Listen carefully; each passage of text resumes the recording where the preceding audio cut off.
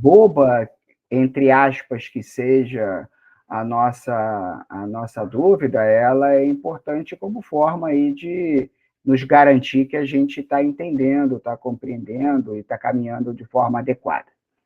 Dito posto, eu vou streamar aqui o finalzinho, então, eu comecei a falar desse segundo tema, mas eu não cheguei a concluí-lo. Então, é importante a gente falar aqui de um tópico. Peraí que está ligando.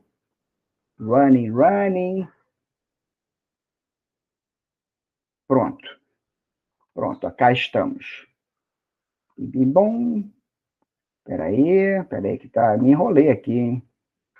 Pronto, agora sim. Deixa eu diminuir aqui, ó. Faltam só uns 3, 4 slides. A gente parou aqui. Só voltar aqui, ó. A gente estava falando da evolutiva da commodity, né? Falamos aí da importância desse instrumento, né? Vamos dizer assim, dessa atividade econômica dentro do crescimento da evolutiva nacional. E aí a gente teve aí o ciclo do algodão, depois tivemos o ciclo do café, e junto com o ciclo do café, a necessidade de industrialização do país, né, nos anos 70, lá, onde JK deu uma turbinada ali na infraestrutura, e aí, consequentemente, isso permitiu uma otimização da nossa industrialização. Essa industrialização vem com o fortalecimento da principal atividade econômica, que é o setor industrial, né? Se a gente fosse elencar, fazer mais uma vez a analogia com o corpo humano, o coração do corpo é a parte mais importante, é o órgão mais importante. E a indústria é a atividade mais relevante, a atividade econômica mais importante para o nosso crescimento. Se a indústria cresce o serviço e cresce os setores associados de serviço, setor primário. A própria industrialização, ela permite com que o campo ele se torne, aquele setor primário, ele se torne mais produtivo. E aí a gente falou disso, eu apresentei aqui acho que, se eu não me engano, eu fechei com esse gráfico, né, falando que os desafios até então desse processo de conscientização da importância da indústria para o nosso país, se dando aí, literalmente nos anos 70, foi importante porque fez com que a gente evoluísse e chegássemos onde a gente chegou, onde nós estamos hoje. Só que isso gera ali desafios, e o gráfico ele traz isso para a gente, né? Desafio porque a população cresce, né? Sem a infraestrutura industrial, existia ali um certo estímulo estratégico do governo para que a população crescesse, mas não tinha emprego suficiente, não tinha oportunidade suficiente no próprio campo, e isso fez com que as pessoas migrassem para os novos desafios, né, na época, que eram os centros urbanos. Então, houve um crescimento populacional nas cidades e a produtividade ela não cresceu, né? Se a gente for acompanhar aqui desde os anos 50 até os anos de 2010, né, que é a fotografia do gráfico, a produção, a população rural ela não aumenta, pelo contrário, ela diminui, mas a população urbana ela cresce muito. Ora, eu preciso dos fatores de produção para manipular a economia, principalmente a economia produtiva ali. E um dos fatores de produção, não vamos esquecer, é a própria mão de obra. Se eu não tenho mão de obra no campo, eu fico comprometido, né? E aí como é que eu vou atender a demanda de consumo de bens tangíveis, bens intangívees, duráveis na cidade? Isso exigiu, então, uma reflexão, como eu estou colocando aqui, né? Para você não comprometer né, a própria economia do país, não comprometer a falta de alimento, não comprometer a falta de capital, né? Lembre-se que o capital ele está onde a produção está. Se a produção sai, se ele deixa de identificar que é interessante para ele, ele vai sair. Então vai haver um êxito do capital e aí que a coisa desanda literalmente. Isso exigiu, então, reflexões por parte aí de uma forma macro, aí aqui fazendo uma correlação do micro com o macro, no sentido de rever alguns pontos. E os principais pontos de revisão para garantir a continuidade do êxito para a cidade, versus o crescimento da produtividade rural versus o equilíbrio, né, da produção e do consumo, exigiu ali uma atenção no que diz respeito à tecnologia, a melhor gestão da tecnologia, a melhor gestão do capital. E aí, olha que interessante, como é que esse start, né, essa percepção se deu? De uma forma muito interessante, muito simples.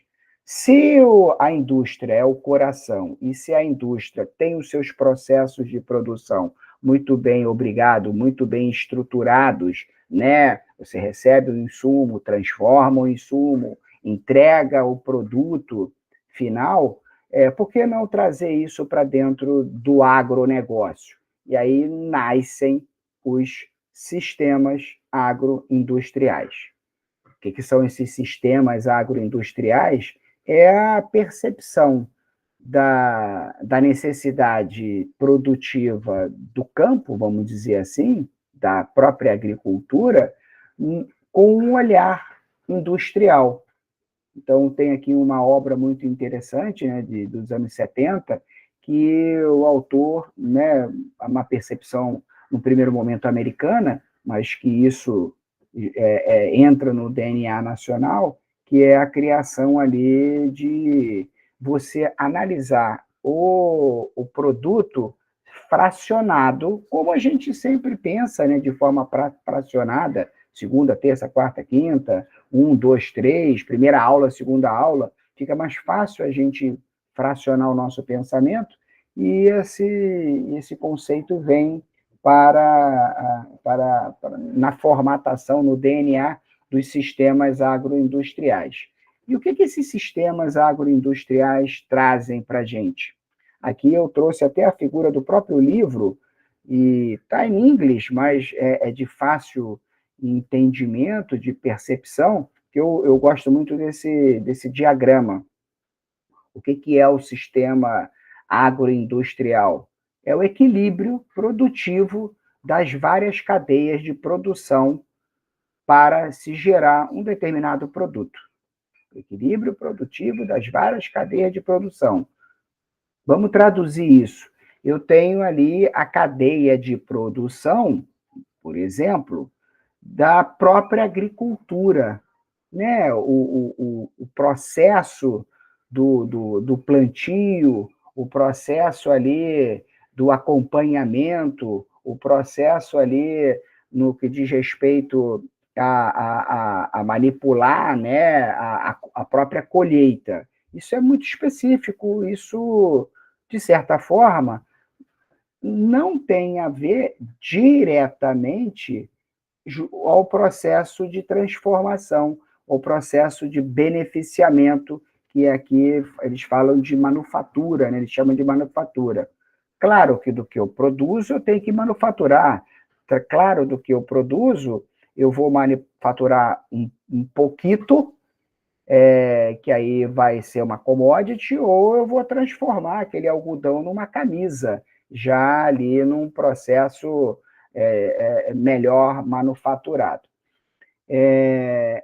Esse processo ele é independente, a manufatura ali, ele tem o maquinário, tem a gestão, tem os custos, tem a mão de obra especializada, que não tem a ver com a gestão, os custos, a mão de obra especializada da agricultura diretamente. Mas indiretamente rola, sim, uma correlação. Eu não vou produzir algo que eu não vou beneficiar. Ou eu vou produzir algo que eu vou beneficiar na quantidade certa, no tempo certo, do jeito certo, da forma certa. Tudo aquilo que a gente fala aqui em toda a aula.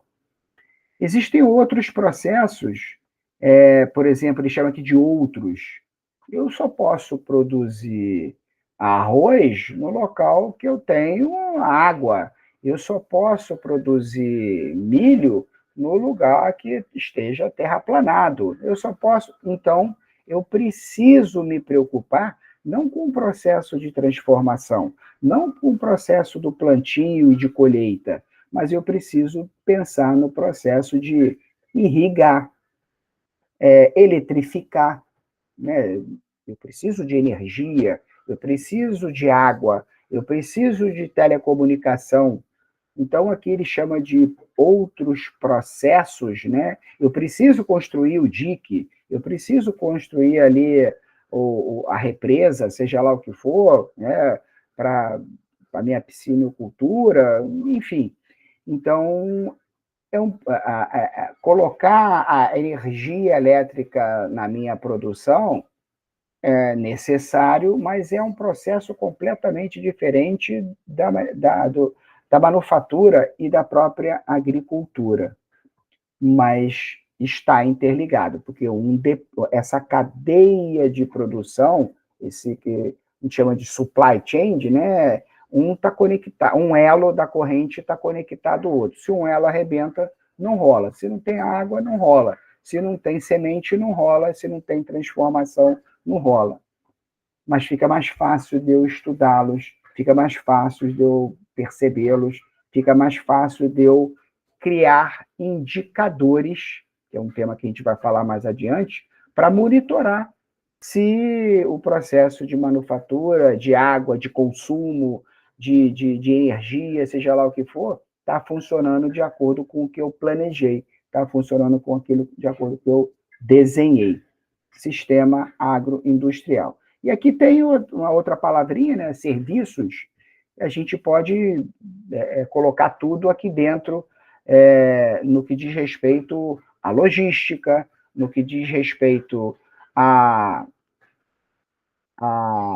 silagem, no que diz respeito à manutenção ali da entrega, né, da ponta, né, o modus operandi, o modal que eu vou estar considerando ali na entrega, se vai ser de trem, se vai ser ferroviário, rodoviário, enfim.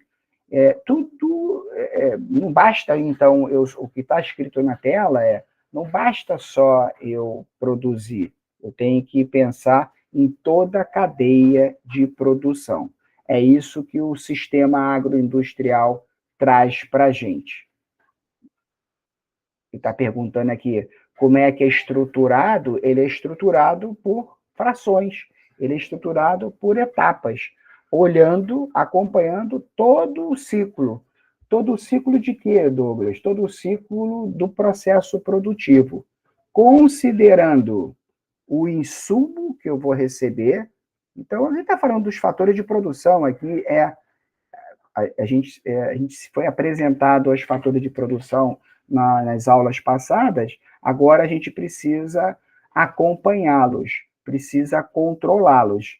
E esse processo de acompanhamento, de controle, passa pela estrutura de um sistema agroindustrial. Considerando aqui o processo de insumo, porque sem a semente não rola nada, considerando o processo de transformação, considerando o processo de estocagem, silagem, né, seja lá o que for, e considerando o processo de distribuição. E, olha o resuminho aqui, recebo, transformo e entrego. É a essência dos sistemas da própria economia, e aqui eu estou forçando uma barra, né, trazendo para esse mundo encantado do agronegócio.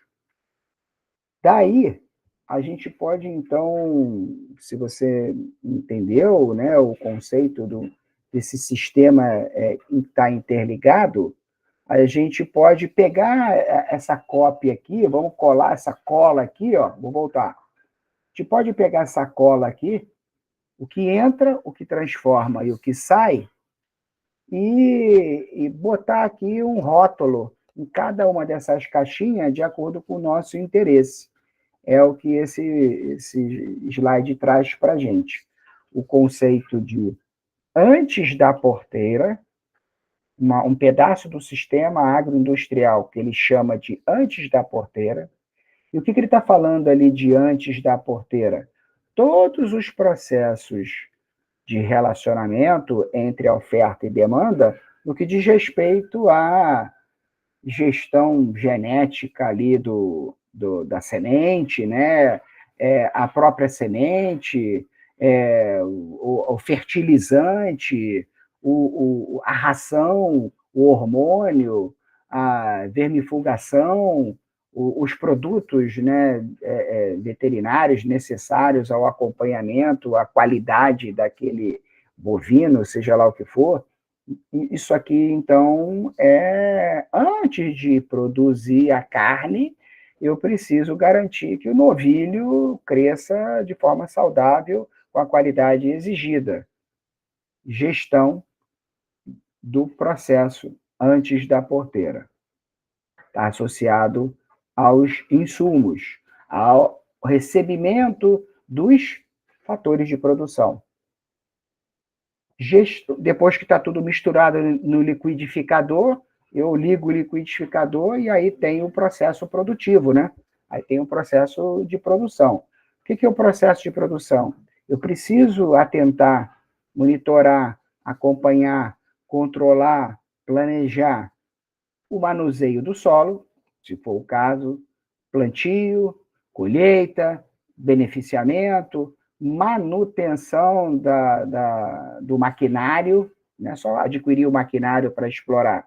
Eu tenho que definir ali critérios de acompanhamento, de revisão, de garantia, né, de manutenção, propriamente dito, daquele maquinário. Qualificação de mão de obra, né, não é só contratar, eu preciso capacitar, eu preciso garantir que a mão de obra esteja cada vez mais atualizada. E, enfim, transporte, armazenamento, é todo o processo. Produzir, qual é o meu fluxo de guarda na câmara frigorífica, por exemplo. Enfim, eu preciso ter isso muito bem catalogado para me permitir ali entrega com qualidade, etc, etc. E depois da porteira. Depois da porteira aqui, fazendo uma analogia, vou voltar ao slide, é a distribuição. Antes, durante, depois. O depois da porteira, no caso, é o acompanhamento de todos os processos, o planejamento de todos os processos, o controle de todos os processos associados à entrega, venda, valor de mercado, relacionamento com o cliente, né? Relacionamento com o cliente. Pós-venda, né? Eu estou entregando aqui o conhecimento para vocês e daqui a pouco eu vou fazer aqui, eu vou ter meu indicador, que são as avaliações, se a nossa relação continua de boa, né? E vai continuar, não tenho dúvida nenhuma, porque o indicador que eu tenho é a nota da tua prova, é o teu processo, né? É o teu crescimento. Isso aqui, a prova é depois da aula dada, né? Fazendo aqui uma analogia. Dentro desse processo de produção, o depois da porteira, então, passa por esse relacionamento com o mercado. Mercado de consumo e o próprio mercado de recebimento. Aqui, os processos estão separados assim, os macroprocessos eles estão separados para facilitar o nosso entendimento. Mas concorda comigo? Eu comprei algodão, negociei preço com o algodão, recebi o algodão, né, para produzir a camisa, testei a qualidade, etc, etc. Produzi a camisa e entreguei ao consumidor. O feedback que eu tenho do logística, tanto do atacado quanto do varejo, como o próprio consumidor, vai me permitir entrar em contato novamente com o fornecedor e falar assim, fornecedor, aquele algodão não está legal, aquele algodão tá com fio rebentando, está com fio grosso demais, sei lá. Então, é um ciclo contínuo, por isso que a gente fala de sistema agroindustrial. Show? Na boa? E aí, mais uma vez, né, como é que está o nosso Brasil, Zil hoje, né, considerando o último censo agropecuário, né, que já fazem 20 anos, né, que rolou o censo efetivamente, mas a gente pode trazer os números, apesar de serem aqui de 20 anos atrás, e eu particularmente me incomodo quando eu tenho aqui uma fotografia muito antiga, mas isso não mudou, tá?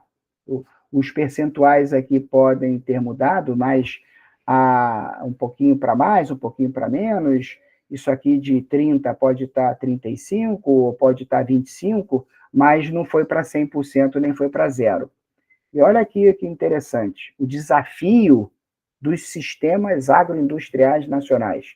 30%, olha que número assustador, 30% dos estabelecimentos rurais são dirigidos por pessoas analfabetas, infelizmente.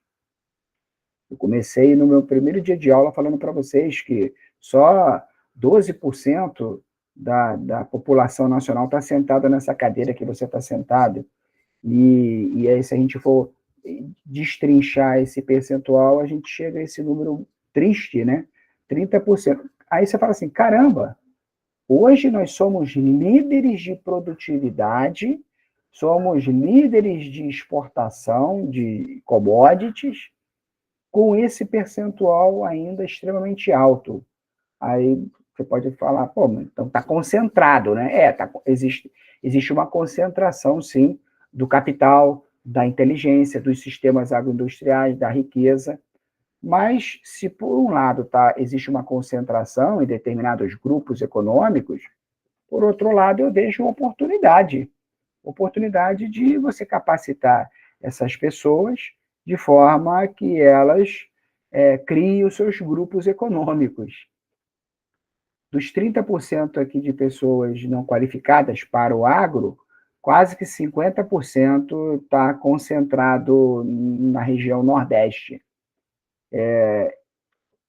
Então, a gente, macroeconomicamente falando, é um desafio. O Estado, né? Estado aqui eu considero não o Estado de Pernambuco, o Estado da Bahia, mas é o Estado República Federativa do Brasil, o Estado ter uma visão de atenção, de estímulo, de incentivo, né, através de linhas de crédito, que a gente vai falar mais adiante, através de capacitação, como forma de melhorar o conceito dos sistemas agroindustriais e, consequentemente, turbinar e nos permitir um crescimento econômico. Já está rolando, né?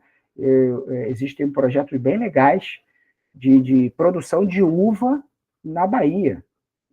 Né? Você fala assim, pô, uva é na Europa, é lugar frio, né? A Bahia é um lugar quente, pô, o solo é massapê, não arenoso, a uva precisa ali do ferro, né? do fósforo para poder se desenvolver, e todo aquele processo da estruturação da uva, mas a gente já tem tecnologia produtiva de uva, não só na região sul do país, que é mais frio, etc., mas como também numa região semiárida ali de produtividade. Então, mas, de qualquer forma, é um caminho árduo, longo e contínuo para seguir.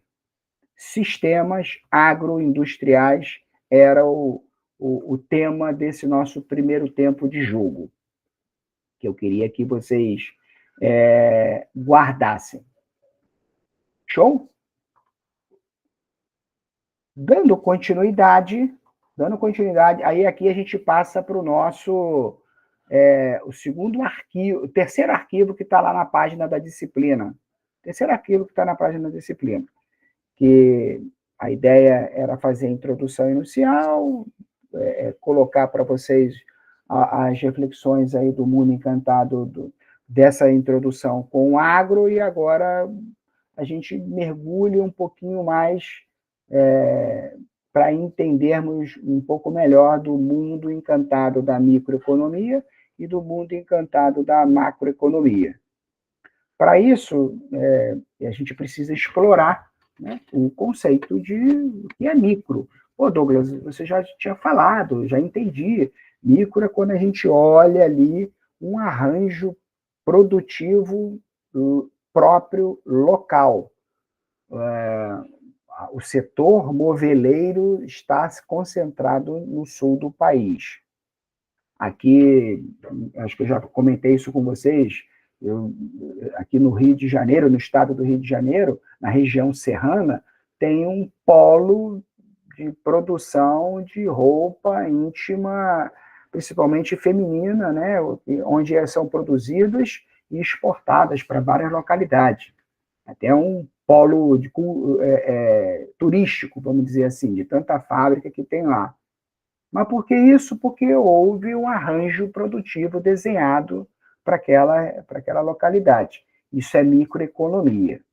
Esse cara chamado microeconomia, ele também tem um outro nome, né? Um nome mais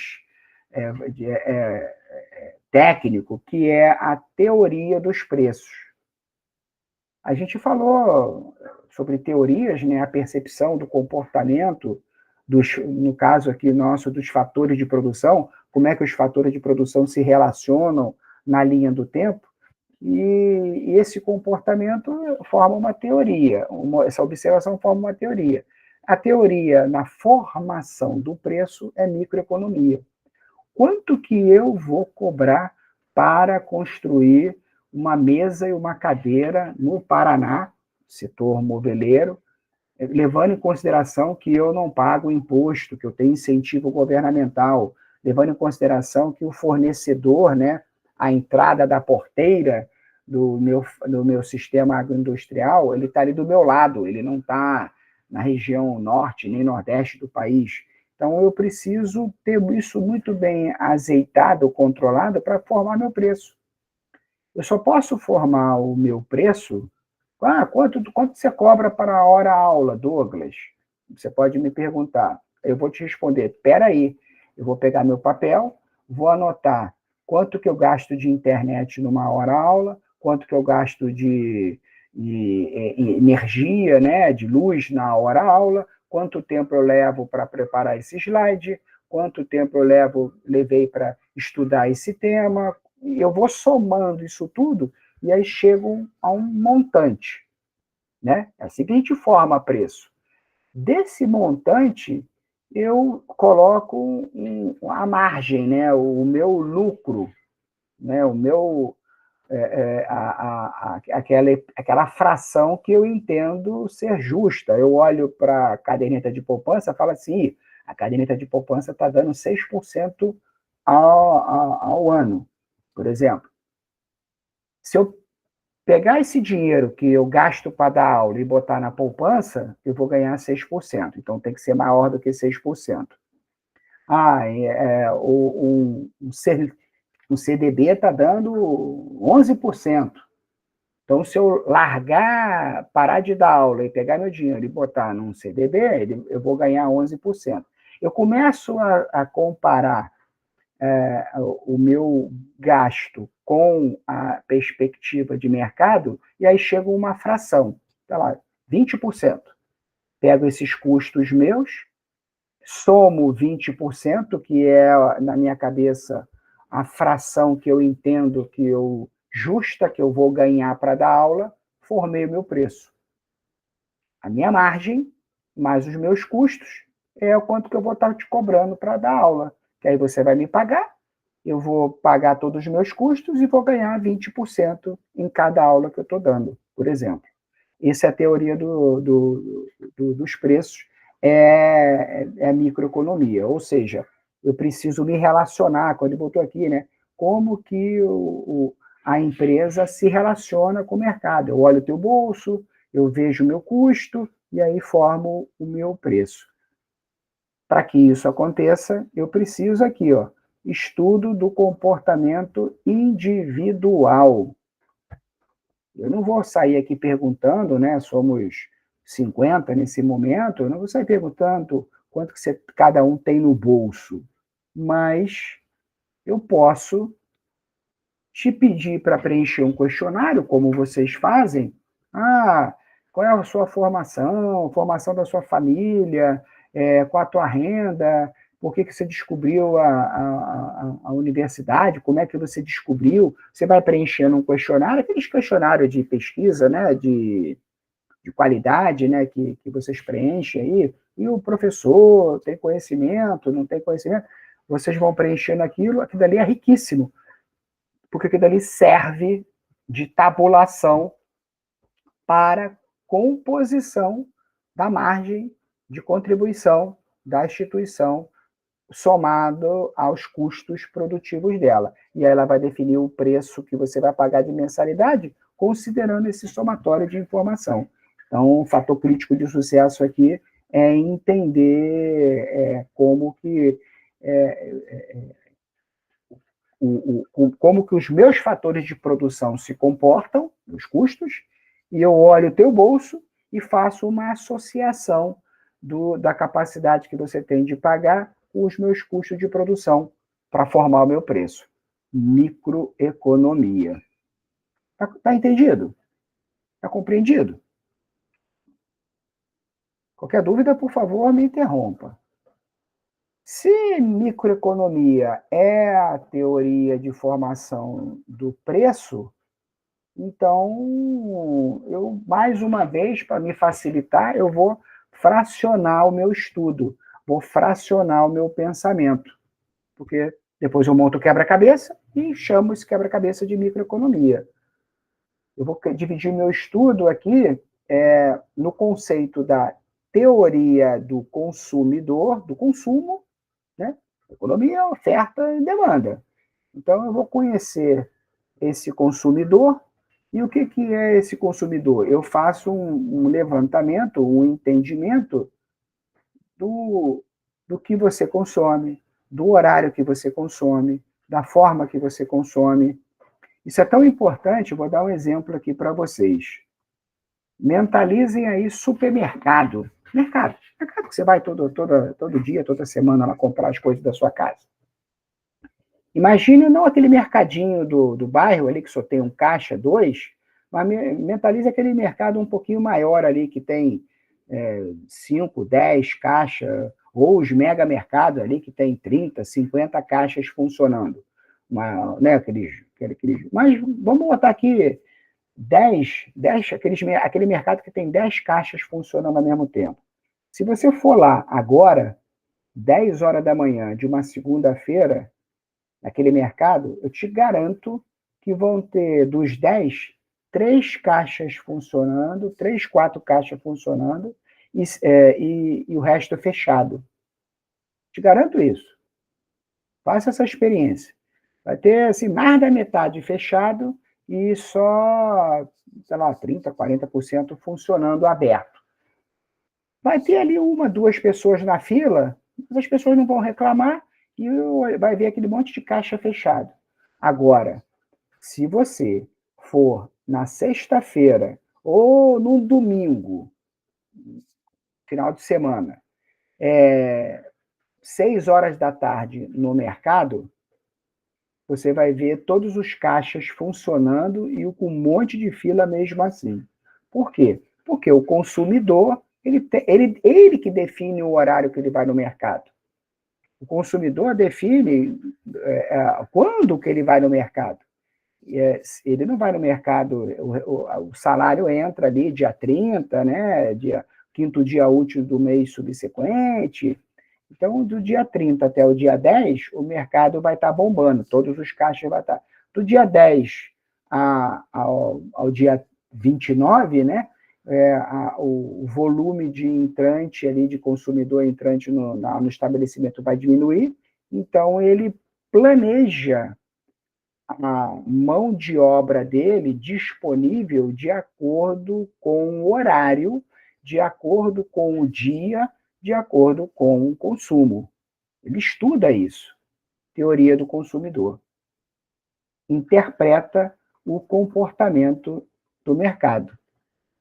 Vamos falar aqui da nossa relação. Falar da nossa relação. Às vezes você quer fazer uma disciplina, a disciplina não abre. Isso já aconteceu. Pô, eu queria tanto fazer essa disciplina, ela não abriu esse semestre. Aí abre semestre que vem uma turma aí com 1.000 alunos, sei lá, gente pra cacete na turma. Por que isso? Por que isso? Justamente porque a oferta, ela existe a todo semestre, mas depende do consumidor, depende do aluno. Se não tiver aluno se inscrevendo naquela disciplina, inscrito naquela disciplina, o custo de pagar o professor, o Moodle, blá, blá, blá, blá, blá, vai ser maior do que o dinheiro que vai estar entrando. E aí, o que acontece? Ele não vai abrir a disciplina. Ele retém, você fica na ansiedade, semestre que vem você se inscreve, o outro se inscreve, o outro se inscreve, e aí você forma uma turma, né? A gente vai falar de ponto de equilíbrio, né? Forma uma turma a ponto que a quantidade de alunos pagantes dessa turma cubra todos os custos associados à formação da turma e ainda garanta a margem da instituição no desenho que ela fez. Teoria do consumidor. Se tem a teoria do consumidor, eu tenho a teoria da empresa, né? A teoria da empresa é, ainda na nossa analogia aqui com a Universo, com a Unitri, é a instituição olhando para o umbigo dela, vamos dizer assim, e falando o seguinte: eu tenho condição de colocar o curso de medicina veterinária para rodar nos campos que eu tenho? Não, não tenho. Então, a procura é pouca. Então, não anuncio, não peço autorização. Não, tenho condição, sim. Tenho condição, eu tenho capacitação, eu tenho recurso, olho para o bolso e falo assim: eu posso ter o custo de botar polo, professor, aula, blá, blá, blá, blá, blá? Posso. Então, eu considero a abertura da turma. Mas observa aqui que a gente está falando sempre de um universo fechado, da turma de medicina veterinária, da produção da camisa, eu estou da produção do refrigerante, seja lá o que for, do computador, eu estou falando de um universo fechado. Mas eu, empresa, preciso ver se eu tenho capacidade. Pô, será que eu tenho condição de dar essa aula? Eu preciso de um computador. Eu preciso comprar um livro para estudar, para dar aula. Eu preciso fazer um curso ali de PowerPoint. Eu preciso, né? Então, a gente precisa de muita coisa para poder prestar o serviço. Teoria da empresa. Eu olho o consumidor, olho o meu umbigo e olho a minha capacidade produtiva. Não basta eu ter o dinheiro, né, com os fatores de produção. Não basta você ter o interesse em assistir a aula. Eu preciso ter a capacidade de produzir ou o serviço ou o produto para te atender na hora certa, no tempo certo, no preço certo, na quantidade certa. Teoria da produção. Se eu sou uma fábrica de camisa, estou bombando, ganhando dinheiro para caramba, mas a minha capacidade produtiva é de 1.000 camisas por semana. Aí você chega para mim e fala assim: pô, queria que você produzisse 10.000 camisas por semana. Meu olho cresce, falei, caramba, só que eu olho minha produção, eu só consigo produzir 1.000. Então eu não posso fechar contigo. Eu vou perder um puta cliente no caso desse exemplo. Ou eu adquiro maquinário, outros fatores de produção, né? Maquinário, mão de obra, espaço, etc., para aumentar a minha produção e te atender, mas para que isso ocorra, eu preciso pegar dinheiro emprestado. Pegar dinheiro emprestado no banco significa pagar juros. Então, será que esse pegar dinheiro emprestado, esses juros, vai cobrir a produção das 10 mil camisas? Senão, eu nem vou. Teoria da produção. Teoria do consumo, teoria da empresa, teoria da produção. Essas três teorias, eu queria que você guardasse esses conceitos, né? E, assim, vou voltar aqui. E eles têm uma certa lógica, né? Um certo entendimento, né? Porque eu preciso estudar para poder montar o meu planejamento. Aqui eu já estou dando um spoiler, né? Já estou colocando esse conceito, porque lá na frente, um dos temas da nossa matéria é planejamento estratégico, né? Aqui eu preciso desenhar um plano estratégico. Eu não vou sair falando que eu dou aula sem ter material, sem calcular quanto que eu vou receber, qual vai ser a minha margem. Porque, às vezes, eu posso ter a sorte de cobrar um valor da hora-aula e me dar muito bem, e, às vezes, eu posso cobrar um valor da hora-aula e achar que estou ganhando, quanto mais aula eu dou, mais eu estou perdendo. Porque eu gasto muito para dar a aula, por exemplo. Então, eu preciso ter, o empresário precisa ter muito bem tabulado controles inerentes ao mercado, à empresa e como que a empresa produz. Microeconomia, teoria dos preços. E macroeconomia? Né? Macroeconomia, como o próprio nome diz, que a gente já entendeu, macro. E quando a gente fala desse macro, a gente está falando de observar o dinheiro, observar se aquela região ali, todo mundo tem dinheiro. Observar se aquele polo ali, ele vai agregar valor de uma forma diferenciada. E aqui não escondo nada de vocês, e nem posso, né? Meu papel aqui é fazer com que você compreenda. Aqui a aula ela é para a galera da Universo, está localizada, multilocalizada pelo Brasil, aí nos vários polos, nas várias secretarias, e no meio desse trabalho da Universo, ela vislumbrou no Triângulo Mineiro. Aqui tem uma galera, né, de Minas, já que eu sou apaixonado também, observou ali no Triângulo Mineiro a oportunidade de um potencial específico, com foco específico, considerando renda per capita, interesse, oportunidade e tudo mais. Nasce, então, a Unitri, né? Essa Universidade do Triângulo Mineiro, ela nasce justamente de uma percepção de um potencial mercadológico de valor agregado. Valor agregado de quê? A renda, o trabalho, a facilidade de implementar os polos através aí de incentivos e benefícios estaduais, municipais, certamente na época aconteceram.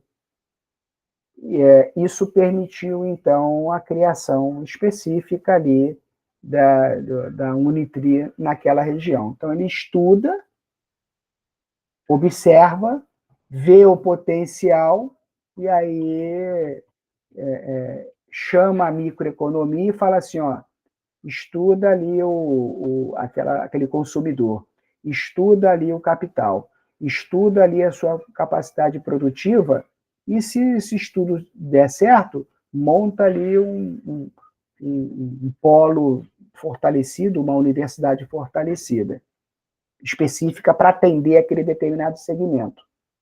E assim foi feito. Então, a macroeconomia, ela estuda antes, gera a informação e avisa para a micro, fala assim, ó, vai lá, ou não vai lá ou não vai lá. E aí quem vai botar a cara a tapa é a microeconomia. A macroeconomia ela faz a reflexão, a ponderação mercadológica antes. Estabelece relação entre os valores agregados. Existe potencial. A palavra mágica é essa daqui, ó. Potencial. Existe potencial? Existe perspectiva? A macroeconomia trata disso. Ela está dividida, Douglas, assim como a microeconomia está dividida ali em consumo, produção e capital, né, empresa. Ela está dividida também? Sim, ela também está dividida. Ela está dividida aqui nesses 5 segmentos aqui que eu trago para vocês. Ela estuda potencial, tá aqui, ó. Eu estudo potencial, potencial de emprego, potencial de renda, potencial de implementação de parque fabril, etc. Como é que ela estuda isso? Mercado dos bens e dos serviços, mercado de trabalho, mercado monetário, a grana, mercado de títulos, mercado do papel, do dinheiro futuro, e mercado da relação do Brasil com o exterior, entendendo assim cada uma delas. Então, ela, assim como a microeconomia ela é fatiada, a macroeconomia também ela é fatiada. Mercado de bens e de serviços determina o nível da produção agregada e o nível de serviços. O que é isso? A quantidade de produtos produzidos que daquela região para aquela região. Aqui eu estou falando região, pode ser município, estado, união, né? Qual é a capacidade produtiva? Qual é o nível de produção que eu vou autorizar? Porque, às vezes, a siderúrgica, por exemplo, aquela lá de... Aqui no estado do Rio de Janeiro, tem em Volta Redonda, que é um município aqui do estado do Rio de Janeiro, o município ele gira em torno de uma siderúrgica, a Companhia Siderúrgica Nacional, a CSN. E assim, é interessante você visualizar a relação da siderúrgica com o município. Quando você entra na cidade, você já sente um pouco de poeira, de pó de ferro no ar, né?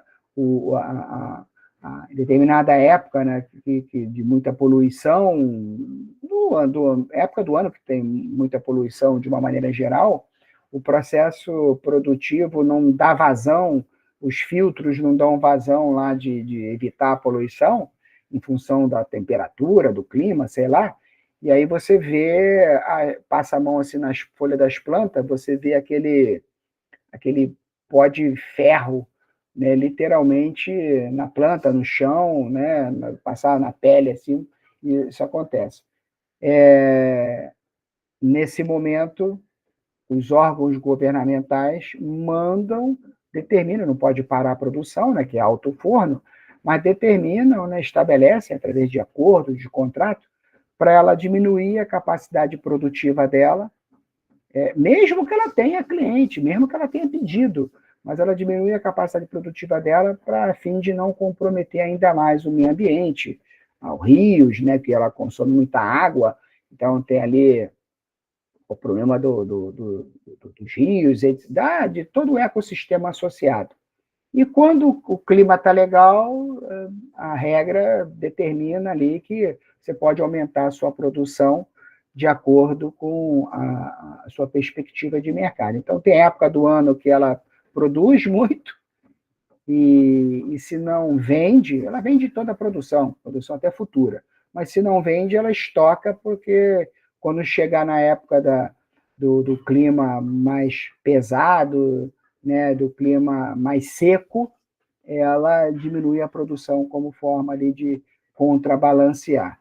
Isso, a gestão desse aumenta a produção, diminui a produção para atender ao mercado, passa por uma análise macro, a determinação em que momento eu vou apertar, em que momento eu vou diminuir, em que momento eu vou aumentar meu preço, em que momento eu vou diminuir. A gente está vivendo, um outro exemplo disso, a gente está vivendo atualmente uma relação aí de guerra tarifária, né, com um dos nossos principais mercados de relacionamento. Isso compromete, né, o café, por exemplo, a safra agora em agosto está acabando. Agosto, final, meados de setembro, acaba toda a colheita do café. Toda a colheita do café. E café é um dos itens que está envolvido ali nesse tarifário de 50% lá com os Estados Unidos. Nosso principal importador de café é o mercado americano. Caramba, em agosto terminamos de colher, está no silo o café. O cara quer me cobrar 50% a mais sobre o processo que eu já pago hoje. Isso o mercado está sabendo. Macroeconomicamente, o que o governo fez nessa semana vai liberar a linha de crédito para aqueles que tiverem um prejuízo, uma redução de 5% no faturamento, custo, mais margem é igual a faturamento, né? Então, aquele que tiver menos de 5% mais de perda do preço, na formação de preço, na microeconomia, ele vai dar um subsídio governamental, não sei como, enfim, né?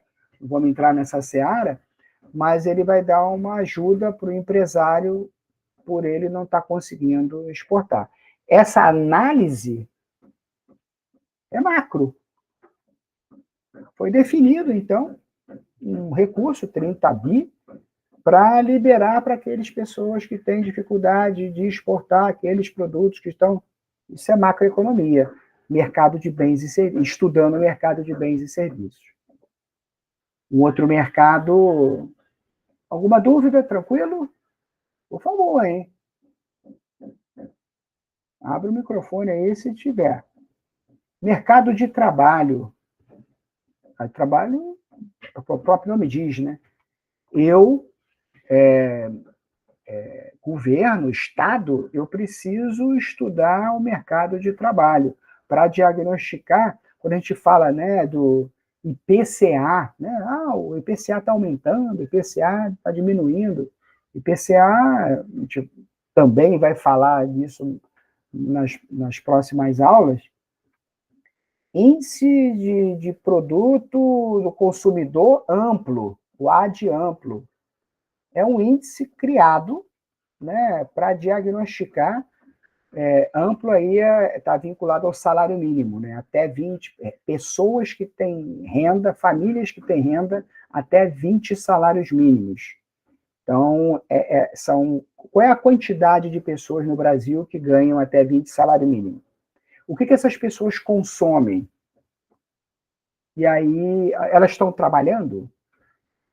Se estão recebendo, é porque estão trabalhando. A quantidade de pessoas que ganham até o IPC normal é até 5 salário mínimo. O A, né, de amplo, vai de 5 a 20%. Então, qual o percentual da população brasileira que recebe até 20%? Está aumentando? Está diminuindo? Porque se estiver diminuindo, eu tenho que frear aqui alguns segmentos, tendo em vista que as pessoas, o cara vai produzir e não vai vender. Então, eu tenho que falar para ele, pega leve aí, não produz muito não. Agora, se estiver aumentando, eu falei, pode produzir que você vai ter mercado. Então, esse controle, mercado de trabalho, é macro, né? O MO aqui é mão de obra.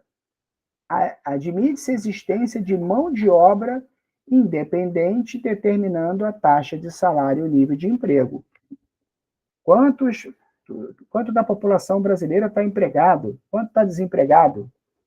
Quem está empregado está ganhando? Quem está desempregado está recebendo Bolsa Família? não está recebendo, o que ele pode gastar com Bolsa Família, o que ele pode... Então, essa análise, o índice de desemprego está em 8%, está caindo para 7%, está aumentando para 9%. Eu preciso avaliar o comportamento do mercado. Eu preciso avaliar o comportamento do dinheiro, né? Aquela brincadeira que eu falei, né, do lobo-guará. Quanto de lobo-guará eu vou produzir para colocar na tua mão? Porque se você está empregado, está recebendo, está necessitando de bem de consumo, significa dizer que você tem dinheiro contigo. E esse dinheiro vai te permitir melhor comprar. Se você tem dinheiro contigo e eu tenho uma quantidade de dinheiro em circulação, significa dizer que tem alguém sem dinheiro. E aí minha política monetária vai fazer com que eu cobre mais impostos de você, por exemplo, como forma de balancear e desconcentrar essa renda que você tem. Isso é certo? É errado? Eu não estou falando disso, estou falando do conceito do mercado monetário. Na próxima aula, a gente estourou nosso tempo, na sequência eu tenho aula, certamente vocês têm também, e eu não quero ficar comprometendo muito. Na próxima aula, a gente volta a esse slide explorando mercado de título, mercado de divisa. Dá uma olhada aqui nesse material, né, que aí eu volto aqui falando de micro e macro com agro, né? Eu acho que fica legal a gente, né, nessa pegada de usar exemplos e usar exemplos com o agro. A relação aí da gripe aviária com o agro, a guerra do mercado de divisas, né, na relação com a China, na época da gripe aviária, enfim, dá uma lida nesse material, mas eu paro por aqui para a gente dar continuidade a partir da próxima aula daqui. Esse slide já está lá, né? Qualquer dúvida, deixa eu ver se tem alguma coisa aqui no chat, não só a galera me dando moral, dando bom dia. Qualquer dúvida que vocês tenham, por favor, estou completamente à disposição. Eu fico olhando ali diariamente, né? Vou ver se aqui o fora de dúvida, deixa eu ver se tem algum chat e tal. E a coisa está caminhando. Então, eu tenho expectativa aí que vocês estão entendendo, né? Estamos suave, bem suave, para a gente ser feliz junto. E vamos continuar suave, vamos continuar suave. Qualquer dúvida, estamos juntos. Gabriela, eu que agradeço aí, excelente semana, Laura, Emily, Shirley, Isabelle, Sinara, e todos os demais presentes aí, estávamos com 50 ainda agora. Beijo no coração de cada um de vocês, muito obrigado. Boa semana, bons estudos, tamo junto, hein? Fica na paz aí, fiquem com Deus, tchau, tchau. Valeu! Deixa eu parar aqui a gravação, já ia esquecendo, hein? Caramba!